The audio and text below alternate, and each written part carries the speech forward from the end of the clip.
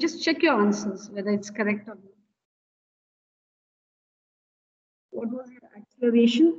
Acceleration was minus a omega squared cos of, just check your answer, whether it's correct or not, boys. So first one, when t was 0, your acceleration is minus a omega squared cos of 2 pi by t into 0. So a is equal to minus a omega squared, because cos 0 is 1. Sorry. So a is minus a omega squared. Check, boys, whether you have got this. Second one, when t was equal to t upon 4. So a becomes equal to minus a omega squared cos of 2 pi by t. I'm just going for the time as t upon 4. So t and t will get cancelled. So a is equal to minus a omega squared cos pi by 2. Cos 90 is 0. So a becomes equal to 0. Right? Then I have to go for third one. When t is equal to t half, then a is equal to minus a omega squared cos 2 pi by t. T takes the value t upon 2. So a is equal to minus a omega squared cos pi. Cos 180 is minus 1. So a becomes minus a omega squared into minus 1. It becomes plus a omega squared. Right, boys? Fourth one, when t becomes equal to 3t by 4, a is equal to minus a omega squared cos of 2 pi by t into 3t by 4. Boys, do you understand? Yes. Was you okay? A omega squared. What's this? 2 goes. So it is 3 pi by 2. 3 pi by 2 is 270 degrees. 3 pi by 2 is equal to 270 degrees. Cos 270 is 0. So A becomes equal to 0. Let's just check whether you are getting all these values, boys.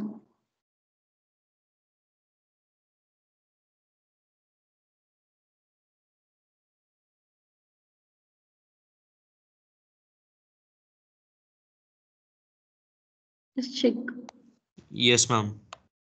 Okay. Next, the last one is when A is equal to, sorry, when T is equal to just the time period capital T.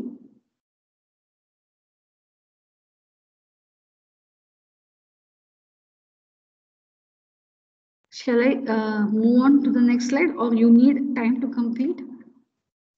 If you need time to complete, you just let me know.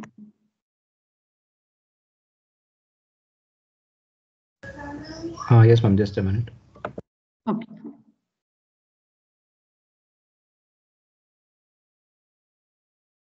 Others, those who have completed, just check what will be the value of your acceleration when the time becomes equal to the time period. Ma'am, is it minus a omega square? Okay, fine. Yeah, I'll do. So I think so. Is it? Yeah, it will be minus. I think you will get cos 360 degrees, correct? 2 pi. Yes, ma'am. If it is 2 pi, it is cos 2 pi is 1. Already you have a negative sign.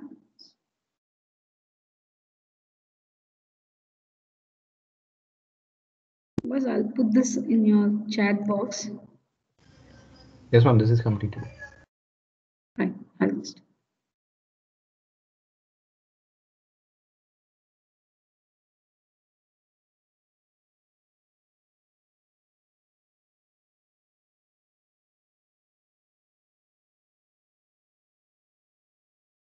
And boys, next, I'll just finish it off and then we'll move. Now, when t becomes equal to, capital, sorry. So a becomes minus a omega square cos of 2 pi by t into t is. So these two will get cancelled. A is equal to minus a omega square cos 2 pi. So cos 2 pi is cos 360 degrees. So if I have a tabular column for your time and t and x, when t was 0, your displacement was minus a omega square. When t was t upon 2, it was 0.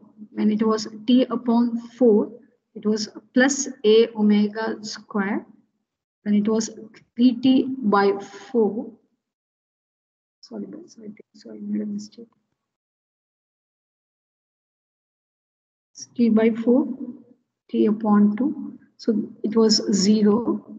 So when it is t, it becomes minus a omega square. So now we need to plot a graph between your time and your acceleration. Right, boys? It has two extreme values.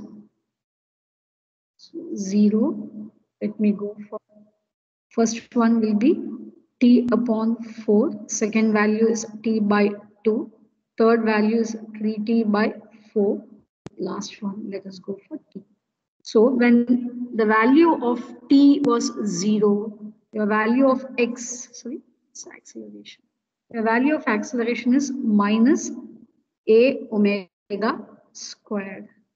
Then when the value of t becomes equal to 1/4 of the time period, the value of your acceleration is 0. It goes like this. Becomes 0. When t becomes equal to t half, then the value, this is plus a omega squared. Whereas when t becomes equal to t half, when t becomes equal to 3t by 4, again your acceleration becomes 0. When t becomes equal to minus a omega, sorry, t becomes equal to t. When your time period is at this point,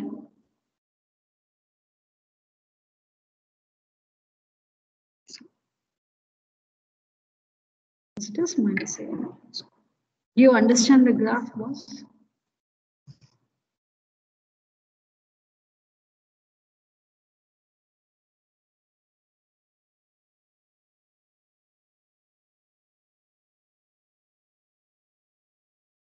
So this t is the peak values.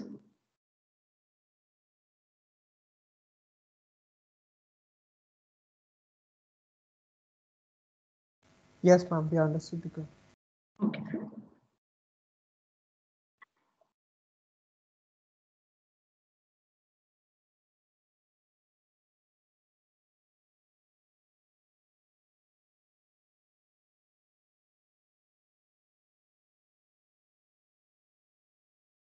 So it is acceleration versus time graph. Acceleration versus time graph for simple harmonic motion. It is a cosine graph, boys, because it starts with a maximum value for SHM.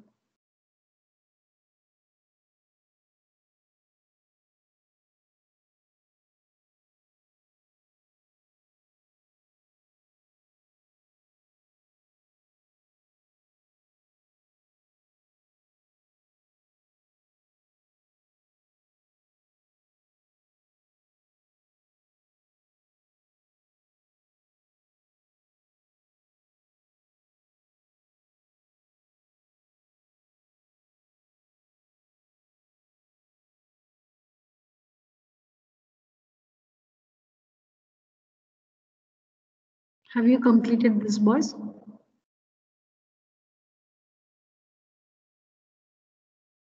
Yes, ma'am.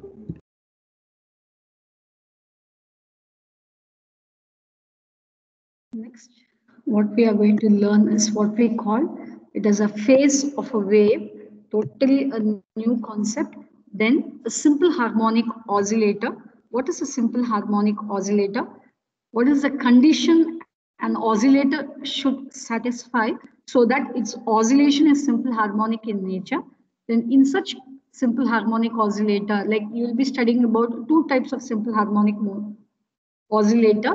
One is your simple pendulum, the other one is the motion of a loaded spring.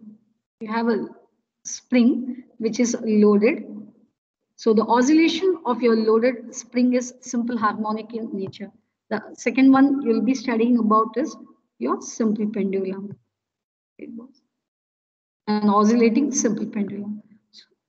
That's a simple harmonic oscillators. So before that, we should know what do you mean by a phase of a wave.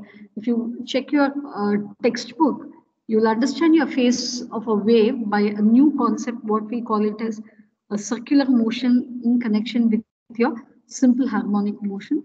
But as per your new CBSE syllabus, it has been deleted. So we are not going much into it, but let us see what do you mean by the phase of a wave. Before that, you should know what do you mean by a wave. You know what is a wave? Because you have learned in your lower grade, you know what is a wave. What do you mean by a wave? Can someone answer? Ninth grade, you have learned transverse wave, longitudinal wave. Fine, boss. Now suppose, yes, boss, yes. Yes. A wave essentially is something vibrates, ma'am. It forms like a wave. Okay, So- okay. Fine. This is the picture you people had it in your lower grade. It's like a disturbance. Yeah, it's a disturbance. Fine. That is also a disturbance. Now we'll see what is meant by a wave. So let me consider a medium, right? Any medium for that matter. Your atmosphere is itself is a medium, right? Let us consider a medium. Now, when you consider a medium, let me consider almost all the particles. If at all it is a solid, all your particles, in case it might be an atom or it might be a molecule. Now, all these atoms or molecules are at a position of rest. They are not disturbed because of by the strong intermolecular forces of attraction.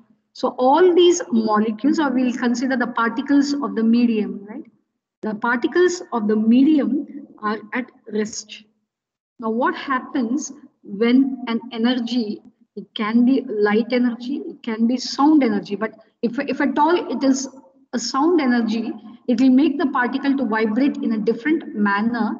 If it is an electromagnetic wave, you know what is an electromagnetic wave, right? Your light wave is an electromagnetic wave, ultraviolet waves, infrared rays, X-rays, microwaves, gamma rays, all these which travel, which they don't require any medium to travel, right, boys? They travel with the speed of light. Now, these are called electromagnetic waves.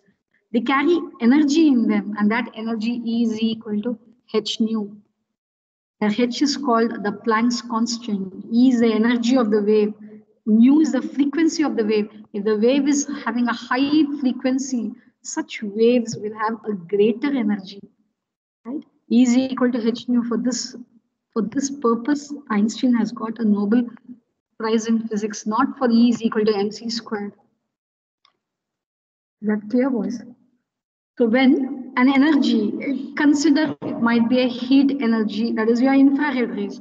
So when an energy enters into a medium, now what happens? It makes the particles of the medium, which were at a position of rest, to vibrate, right? About their mean position. Mean position means position of rest. So now let us see what is going to happen. So when the energy enters into a medium, say the particle 1, the first particle of the medium, now it will absorb the energy. It moves, in case if it is a transverse wave, the particle will move in the upward direction undergoes maximum displacement, comes back to the mean position, goes in the downward direction because of inertia, and comes back to the rest position. This is called one complete vibration or one complete oscillation. So the first particle of the medium will absorb energy. It begins to vibrate.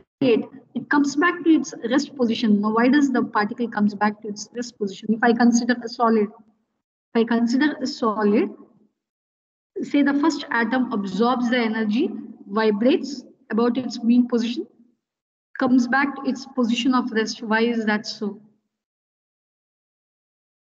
Why does it comes back to rest? This will not happen prominently in gaseous medium, but this happens prominently in the medium of solid. Have you heard about in grade 9 when a train is approaching, right? When a train is approaching, now before you could hear the sound of the approaching train, if you keep your ears near the rails, you can hear the sound. Yes, ma'am. Sound travels faster. Why is that? Yeah, so why sound travels faster? Why is that sound travels slower in gaseous medium, in air, compared to a solid? Ma'am, because Why the is that? particles are closely packed in solids. Yeah, correct. So the particle is good. The particle comes back immediately. The particle comes back immediately to the position of rest and then transfers the energy to the next particle. Now, the reason is that in solids, all your molecules or atoms are strongly held by interatomic molecular forces or interatomic forces that will not allow the atom to move away. It tries to bring it to its normal position. So in solids, what is going to happen is if the first particle absorbs the energy, it vibrates immediately. It is being put back into its original position by the strong interatomic forces. Then what happens? The energy gets transferred to the second particle. Now the second particle is disturbed. Again, the second particle will complete one vibration. It comes back to its original position, transfers the energy to the third. So this is how the energy is transferred. Right, boys? This is how is the energy is transferred from one point to the other point in the medium. So as the energy is being transferred, the medium is disturbed. The particles of the medium is being disturbed. Is that clear, boys? The particles of the medium is disturbed because they absorb energy. When they absorb energy, they begin to vibrate. They come back to their original position because of the strong interatomic forces. They transfer the energy to the other particle. Now the second particle gets disturbed. So this disturbances keeps on propagating through the medium. Such disturbance, we call them as a wave. Do you understand this? Right? Because whenever you study about these waves, crystallography, right? The structure of a crystal, you study using X-ray crystallography, Bragg's spectrometer. There is a device, right, where you will be studying. Have you heard about crystal lattice in chemistry? Yes, ma'am. Yes, ma'am.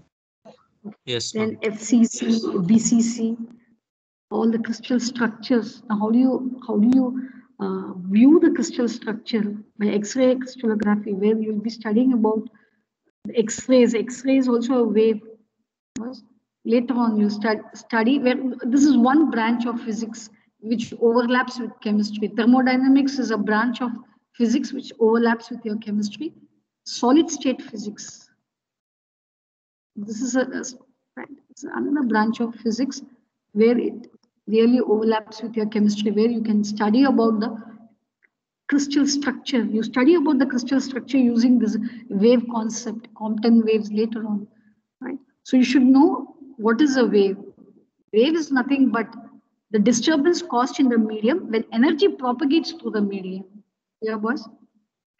Now still I have not come to what we call it as the phase of a wave. So now let us consider, boys, let us consider a medium where you have different particles. I'm considering any medium for that matter. This medium is having particles A, B, C.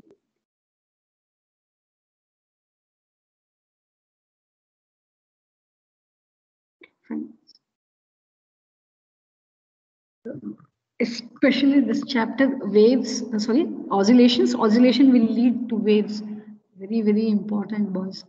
Right? All your gadgets, whatever you use, even television sets or your mobiles, everywhere, or your audio receiving system. When you talk about waves, transmission of waves, you have radio stations, you have cup signals. So the concept should be very, very clear for you.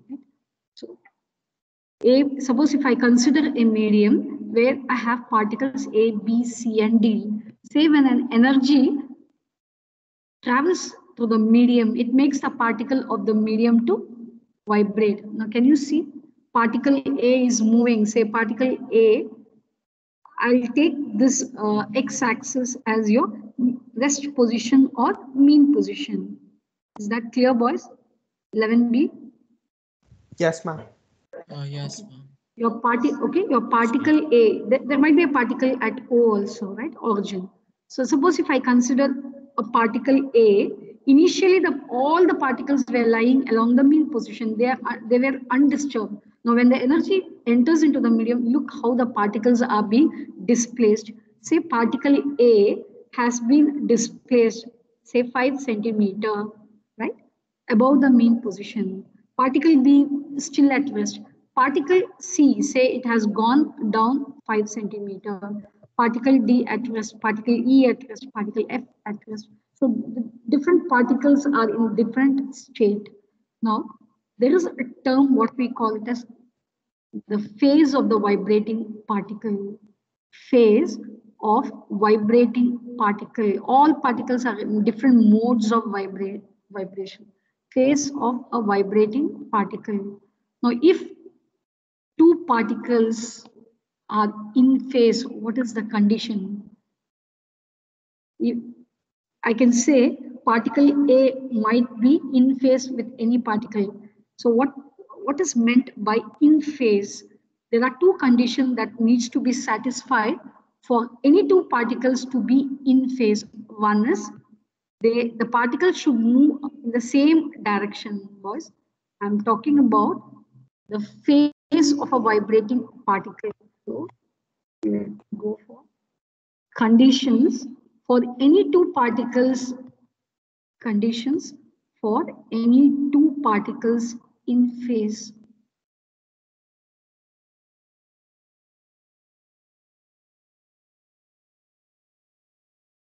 So what are the conditions for any two particles in phase? One is both the particles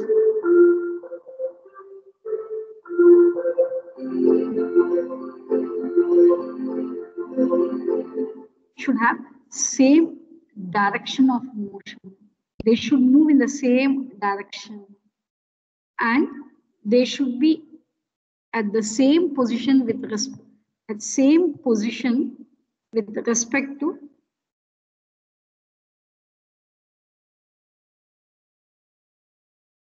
x-axis. Anyway, I'll redo this tomorrow. 1 second, boys. How many of most of you are opting for engineering courses? I just want to. It's almost time. Tomorrow morning, I think so. Class teachers period. I will borrow the class teachers period, boys. Ma'am. Yes. I put 2 questions in the chat, ma'am, right before your message. Can you explain those? It's from the exam.